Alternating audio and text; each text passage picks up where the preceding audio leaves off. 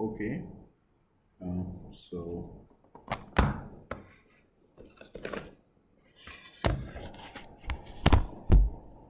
start with lecture 3.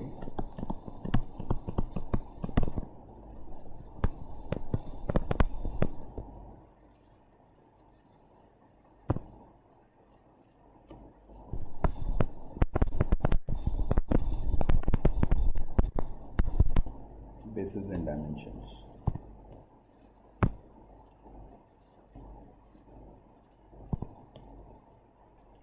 Uh, so in this lecture we are going to introduce some new concepts like span, linear, independence, and basis. So I think it's more useful to work with an ordered set of vectors.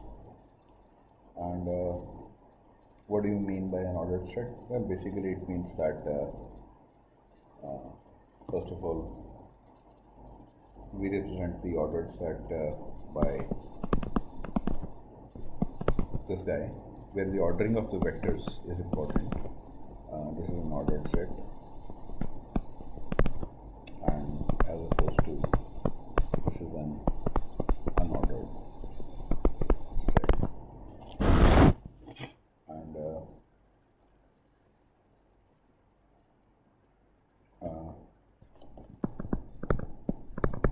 the repetitions are allowed, but they have a different meaning. So this is not equal to this for an ordered set. For an unordered set of vectors, by convention, this is the same as this thing. So what is the linear combination of any vector? So if I have an ordered set, so let V be a vector space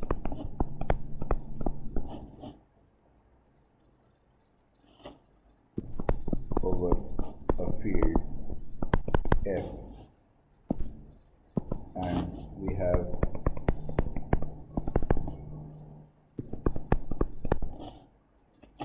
this is an ordered set of elements of V. The linear combination is any vector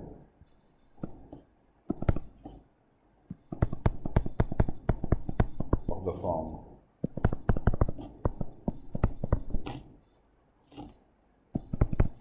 where each C sub I is an element of A. This is known as a linear combination.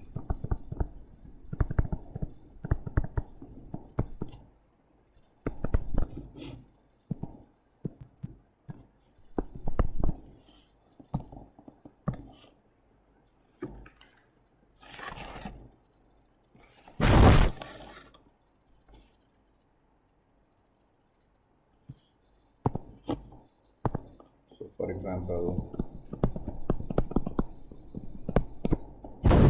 you have two vectors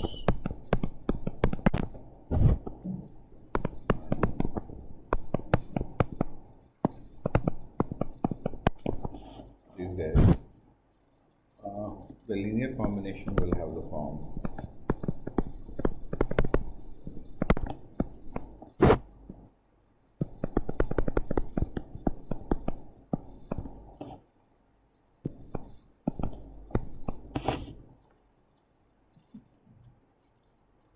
and if you can see, as a concrete example, vector 341 is essentially V1 plus 2 V2 is an example of linear combination.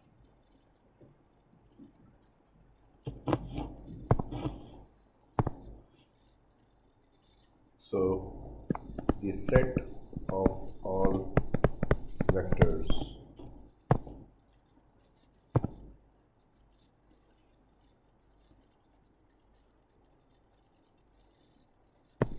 W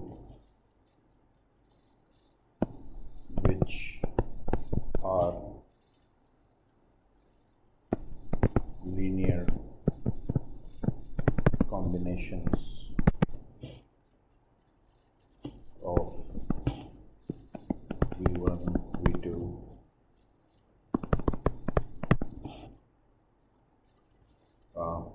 so they form a subspace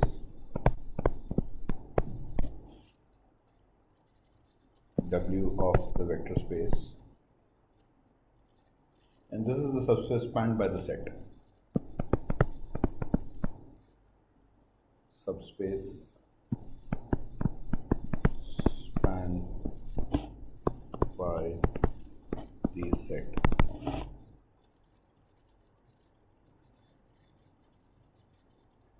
So if W and W prime are belong to the subspace, so does any vector like this.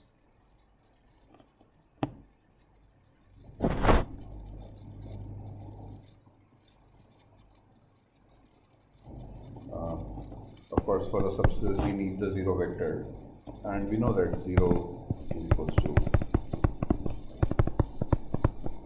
hence 0 is also an element of W. The conditions of the subspace hold. The space spanned by the set is also be denoted as the space. So these are just your definitions. Spanned by a set S is denoted by span of S.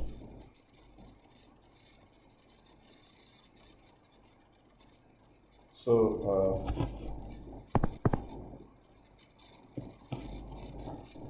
one fact is intuitively obvious, that the state, the space spanned by S, which we call as the span of S, this is the smallest subspace of V which contains S. I mean, there can be larger subspaces, but this is the smallest one. And also the span of S is same span of S is the same for any reordering of the vectors.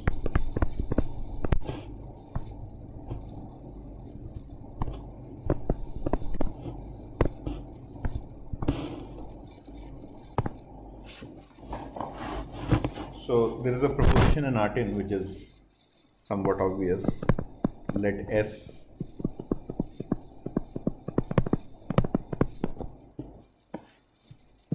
be a set of vectors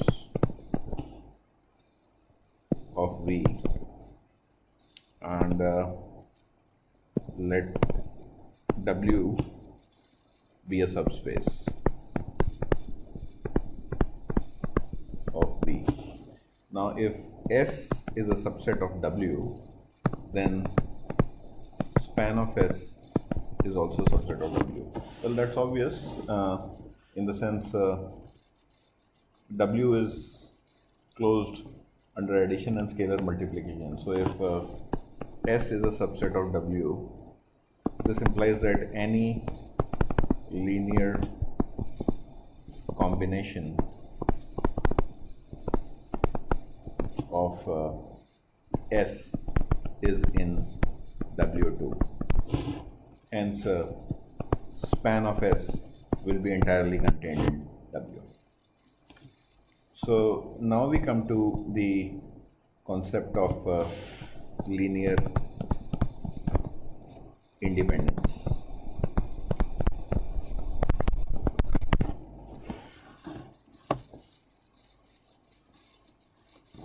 So a linear relation, first of all, a linear relation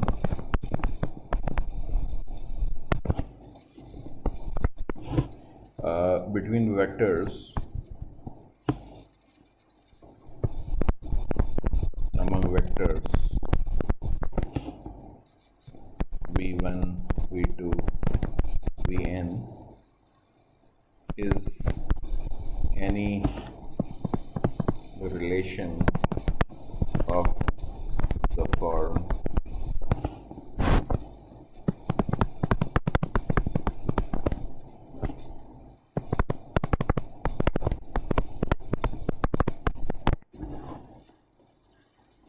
where of course Ci's belong to the field F. So the vectors Vn, the ordered set of vectors Vn are linearly independent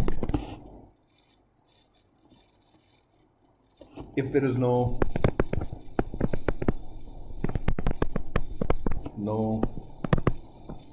linear relation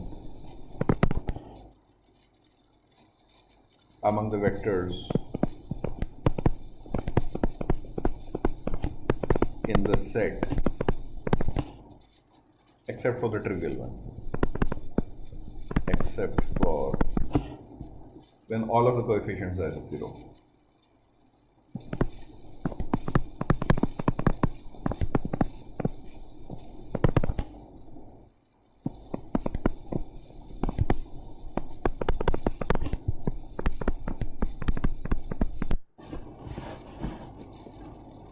So let's state this formally.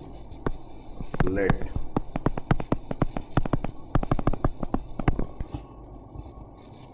be a linearly independent set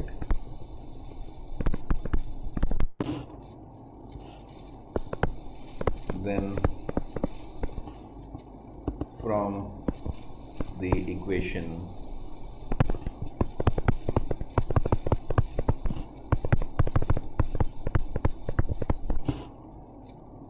we can conclude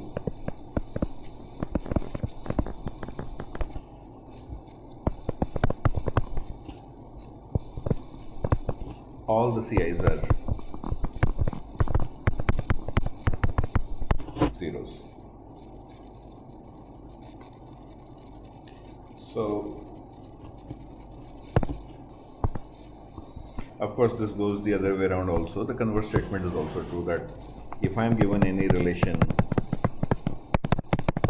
of the form only if,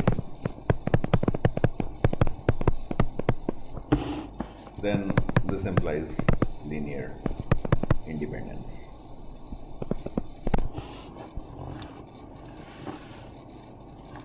So remember, we are considering linear independence for an ordered set. It's very important that we have an ordered set with no repetitions. For example, if two vectors in the set are equal, then of course v1 minus v2 is equals to 0.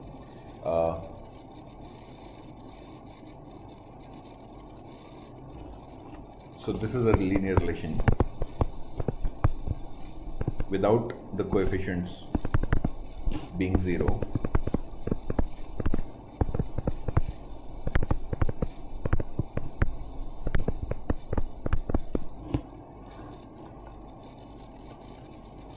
So we are considering only ordered sets with no repetitions. Or conversely, if we have a set with repetitions, then that set is not linearly independent. Also, no vector of a set of linearly independent vectors, no vector of the set that is linearly independent can be 0. Because very frankly, Vi equals to 0, this is a linear relation.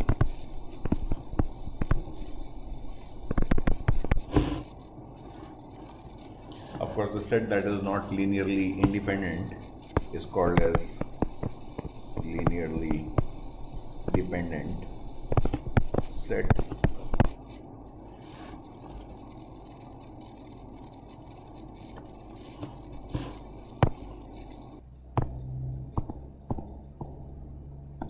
So, linear independence of vectors or linear dependence of vectors has an intimate connection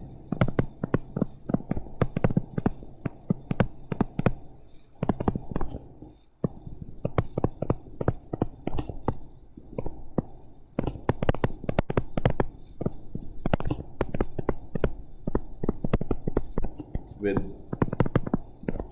linear system of equations.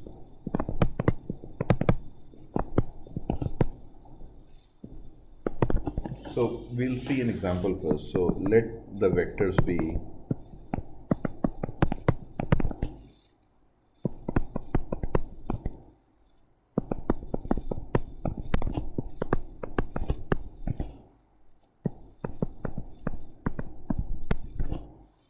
one can always write this in a matrix form.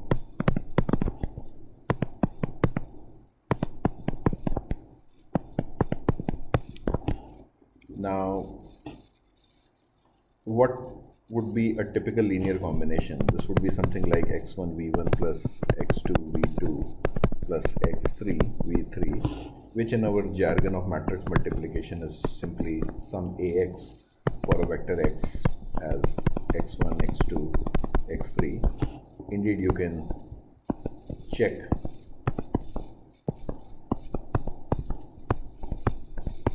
x1, x2, x3, this guy, this is A, this is X.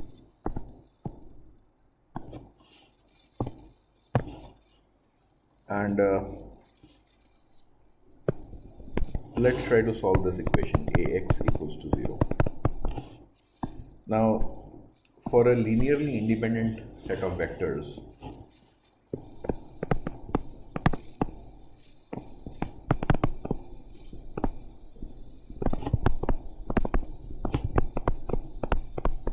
as given above in the above example, Ax equals to 0 only has a trivial solution, which is to say x1 equals to x2 equals to x3 equals to 0. And you can see why. Well, A is what? A is nothing but, writing it in terms of vector form, v1, v2, v3. So Ax is nothing but the linear combination x1 v1 plus x2 v2 plus x3 v3. Now if I am putting this to 0, and if I have v1 plus v2, v1, v2, v3 as linearly independent, the only thing that satisfies this is x1 equals to x2 equals to x3 equals to 0. And what is the guarantee that this holds? Well, we know that the determinant has to be non-zero. So if I express the vectors in the form of a matrix such that determinant of A is not equals to 0, well then my set of vectors are linearly independent.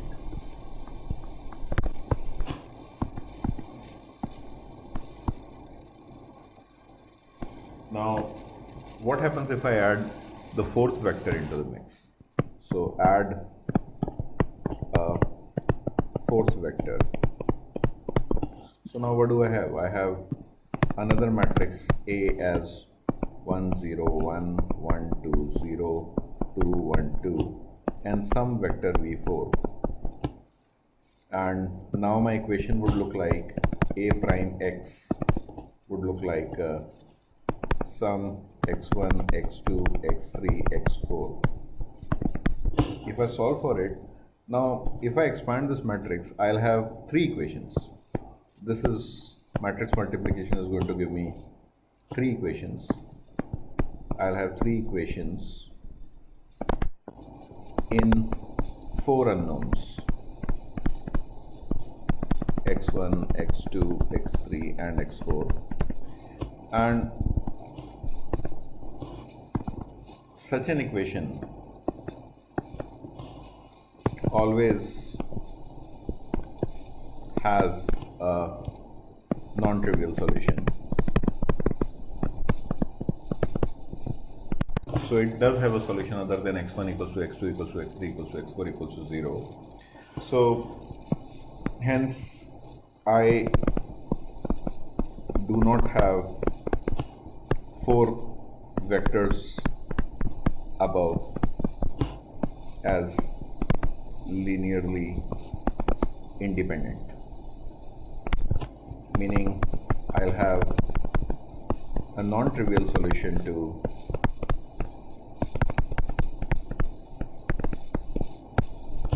will have a non-trivial solution.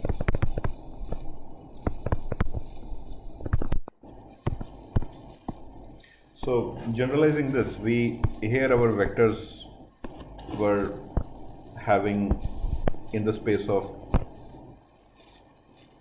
3 was the dimension, so to speak. So in general, if V is the space of Fm, which is to say it's m dimensional column vectors, and if I have the vectors, the ordered set Vn are given explicitly, then I know that as long as I have